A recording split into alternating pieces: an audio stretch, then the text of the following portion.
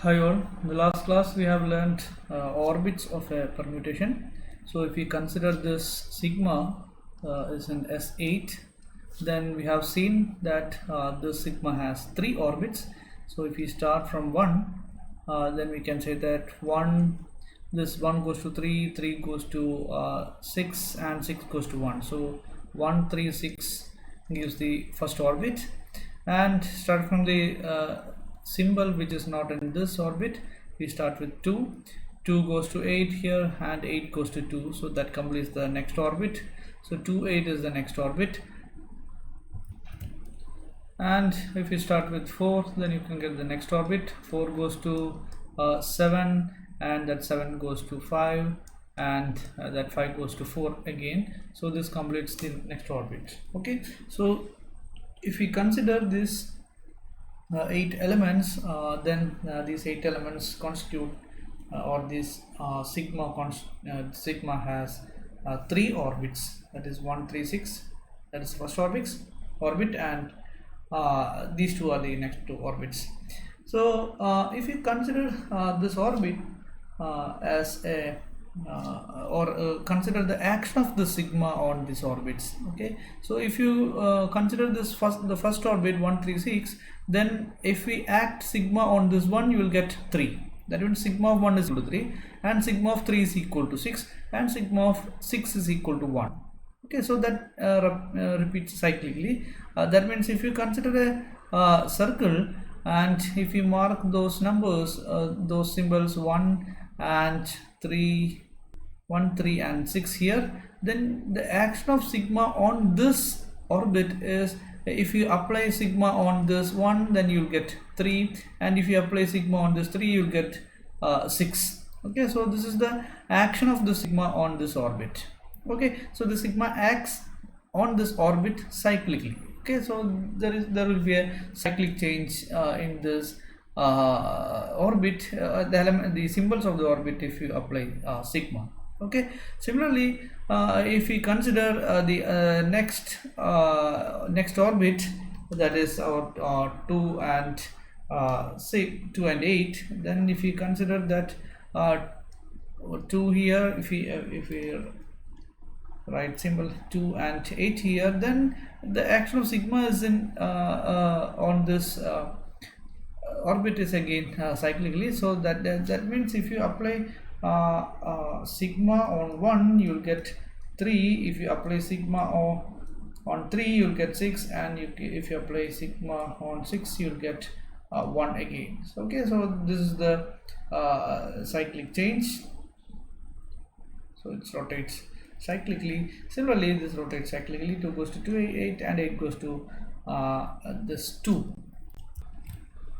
Similarly, if you consider the other orbit 4, 7, 5, then again the action of sigma on this orbit is also cyclic. So if we apply sigma on these symbols, so that acts as acts cyclically. So we can consider these orbits, the action of the sigma on these orbits as cyclic. Okay, so using this idea, we can say that we can define the cyclic permutation, okay, or cycle permutations. How will you define cycle permutation? Suppose the sigma contains at most one orbit of length more than 1. Okay, so this we can consider this is the orbit of length 3, and this can be considered as orbit of length 2, and this is the orbit of length 3 again. Okay, so if a sigma contains at most one orbit of length greater than 1, okay, so this contains 3 orbits of length greater than 1, and if you consider another sigma, that is 1, 2, 3, 4, 5, 6, 7, 8, again the same again the sigma from another sigma from S8, which maps this 1 goes to 4, 4 goes to 6, and 6 goes to 1, and the other symbols are fixed. If you consider such a permutation in S8, then you can see that the orbits of the sigma is 1 goes to 4, 4 goes to 6, and 6 goes to 1, so that completes one orbit. And if you consider the orbit starting from 2, you can get 2 only. 2 goes to 2. Similarly, 3 goes to 3, and 5 goes to 5, 6 goes to 6, sorry, 7 goes to 7, and 8 goes to 8. So if you consider this sigma from S8, then you can say that there is exactly one orbit, or this sigma has at most one orbit of length greater than 1. All the other orbits are of length 1. Okay, so this type of permutations are called cycle permutation. Okay, so a permutation is said to be cycle if it contains exactly or at most one orbit of length greater than 1. Okay, that means the orbit of length greater than 1 should be at most 1 in that sigma. Okay, so that is the definition of cycle permutation. So this sigma is a cycle permutation. Okay, for example, this can be considered as a cycle permutation. So we can see the formal definition. This is the formal definition of a cycle permutation in sigma. In Sn, a permutation sigma belongs to Sn is a cycle or cycle permutation if it has at most one orbit containing more than one element. That means if we consider the sigma as an example, then we can see that it contains only one orbit. It has only one orbit containing more than one element. All the other orbits are of length 1. Okay, so this permutation, this type of permutation is called cycle permutation. And if a sigma contains all the orbits are of length 1, if you consider a sigma, for example, if you consider a sigma belongs to S4, say sigma is equal to 1 2 3 4, 1 2 3 4, then you can see that the sigma contains orbits of length 1 only. Okay, so this is the first one, and this is the second orbit, and this is the third orbit, and this is the fourth orbit. If you consider all these orbits, all these orbits contain exactly one element. Okay, so it has no orbits containing more than one element. That is the only one element in Sn in general. So that element is called the identity permutation. So the identity permutation can be considered as a cycle. Okay, because this satisfies the definition of the cycle. The definition of cycle says that it is a sigma is a cycle if it has at most one orbit containing. So that sigma need not contain a orbit, or that sigma need not contain an orbit of length more than 1. So such a permutation is called identity permutation. That means identity permutation can be defined as a cycle of orbits containing only only the element or only the length 1. Okay, so this sigma is called identity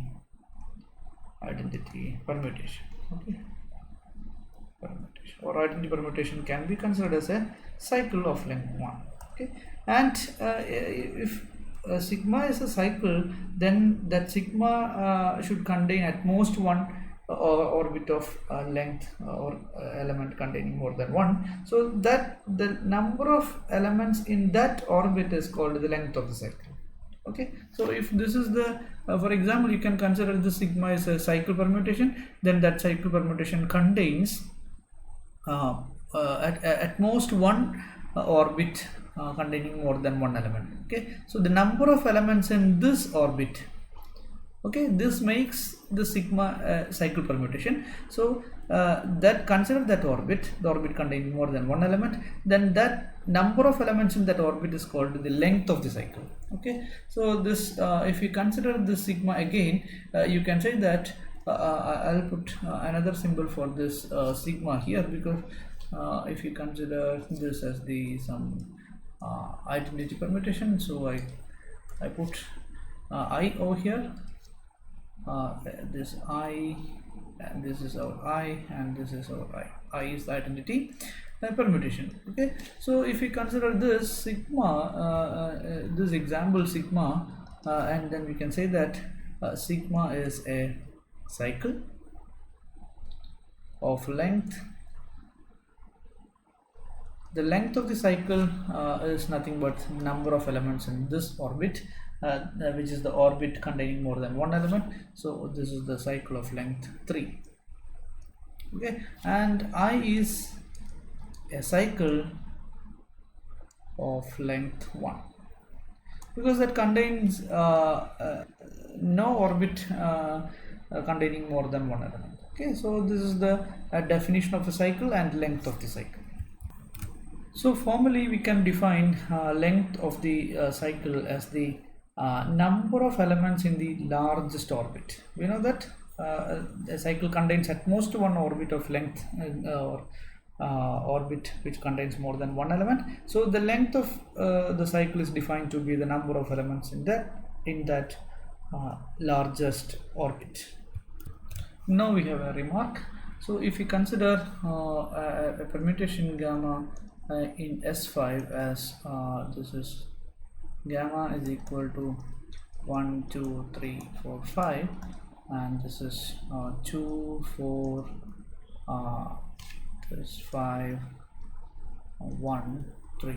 So we can see that this is a cycle permutation, and because the orbits of this gamma are 1 2 4 5 1 again and 3.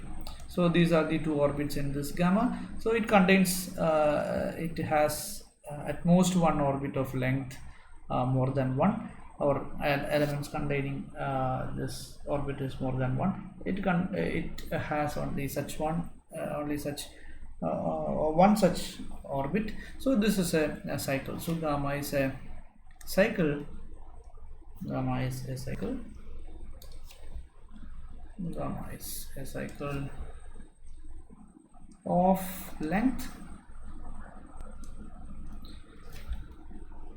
Length is determined by these numbers. There are 4 symbols, so length is 4.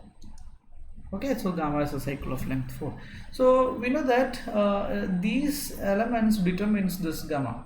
Okay, because if we observe these quantities, then if you write that gamma as 1 2 4 5, so if we use these symbols 1 2 4 5, if we use this this orbit to represent this gamma, so we represent a cycle gamma using the largest orbit of that cycle.